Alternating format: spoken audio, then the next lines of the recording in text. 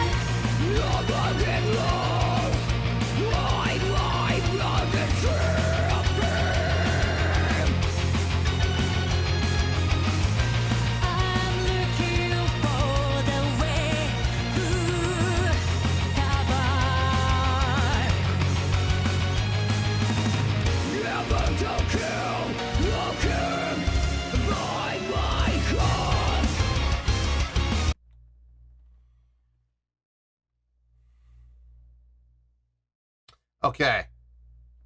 That's not Jill. I don't know who that is, but that is not Jill from Unlucky Morpheus. I'm guessing that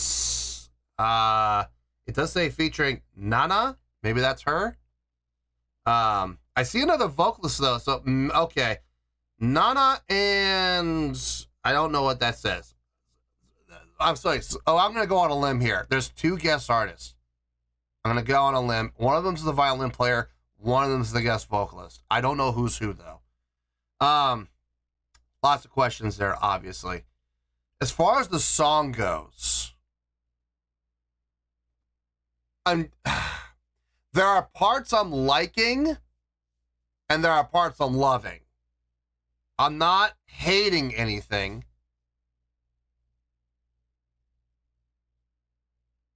I don't know.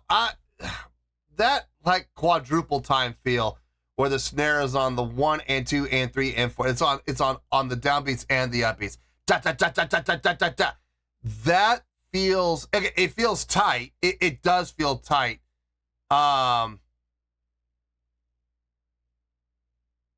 just feel like the drumming is a little unnecessary as far as having the snare on everything, on the downbeats and the upbeats. I feel like if they had just gone, just on the upbeats, da, da, da, da, da, da, da, da, I think it would have been maybe a little more effective.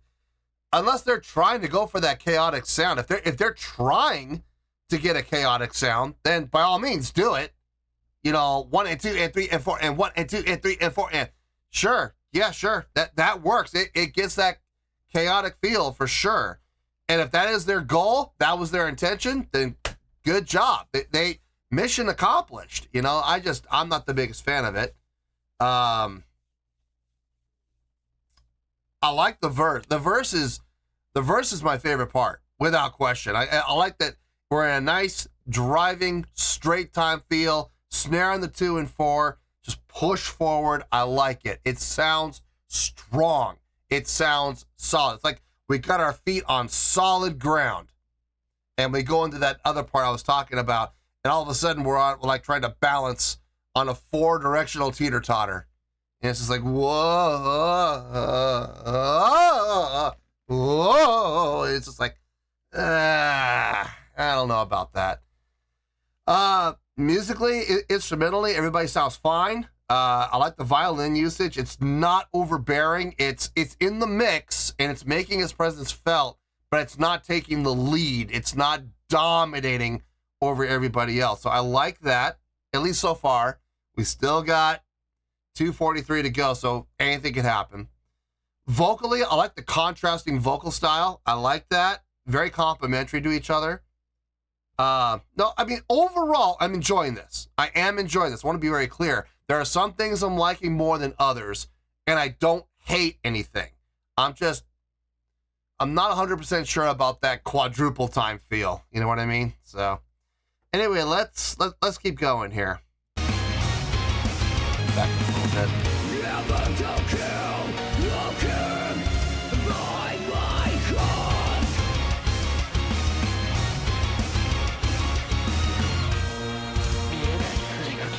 I like this halftime feel.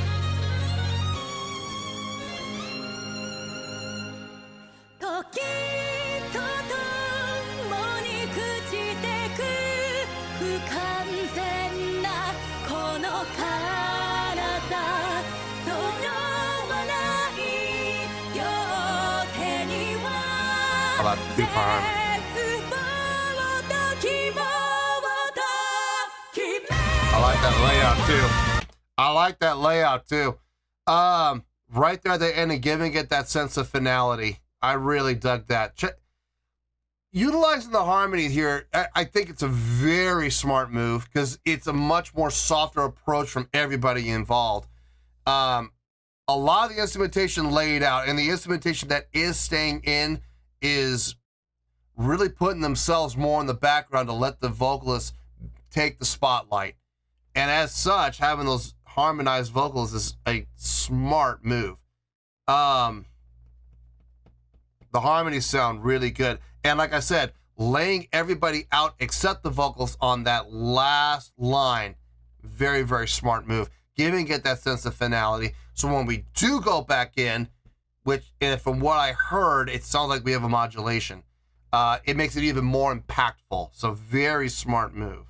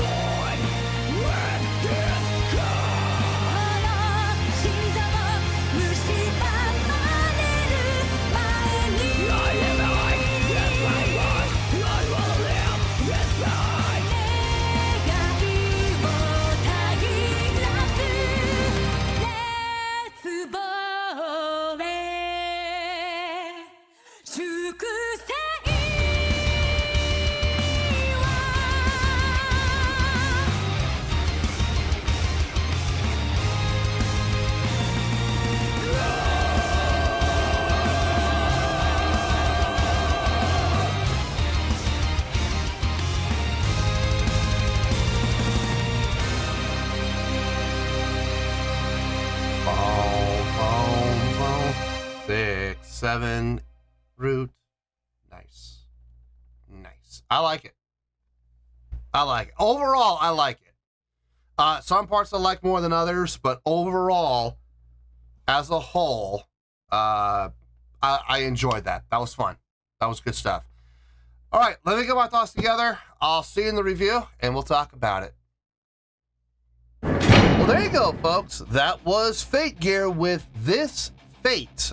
This was a request from SMB, and this was actually one of SMB's 3 prioritized requests for the month of September for being a gold tier member on the Patreon page. So there you go, SMB. Hope you enjoyed the show, man. Okay, before I get my score, I want to be very clear that I enjoyed the song. Okay, I did enjoy it. There were some parts I liked, there were some parts I loved, and there were some parts where I was like, it's all right. It's okay. I get it. It makes sense, but I may not personally be the biggest fan of it, but I understand why they did what they did. And then there was one thing. There was just one thing that I was just sitting here kind of questioning, like, I wonder why. And there very well could be a reason. There could be an explanation. I just don't know what the explanation is. Maybe it was done on purpose. Maybe that's what they were going for. And if that's the case, congratulations, they did it. I just don't understand why, but we're going to talk about everything, I promise. Let's start off with the score first. On a scale of 1 to 10, I'm going to give that an 8.1. Yep, 8.1. I feel good about that score. Let me tell you why. Why?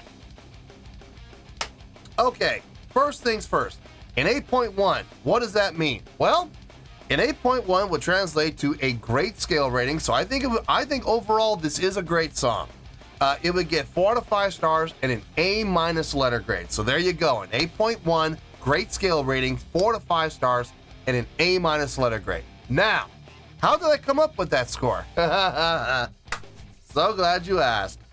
Okay, the song does have a lot going for it. Okay, we had a lot of play with feel. We had, and the feel jumps were huge.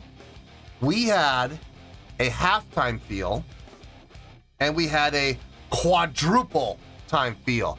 There was no straight time, and there was no double time. It was, you were either doing 30 miles an hour or you're doing 150 miles an hour. There is no in between. There was no 60, there was no 90, there was no 120. No. It was, we're gonna go at a snail's pace or we're going to kick it into overdrive and you just got to deal with it and hold on for dear life. I like it. I do like it. I like the fact that we were playing with feel. Would have been nice if we had more of a straight time feel thrown in there somewhere, or even double time feel, which I'm going to talk about in a little bit more extensively. It would have been nice to see more variations since we had these humongous jumps. How about we throw some mid-ground in there, you know? But but here's the thing.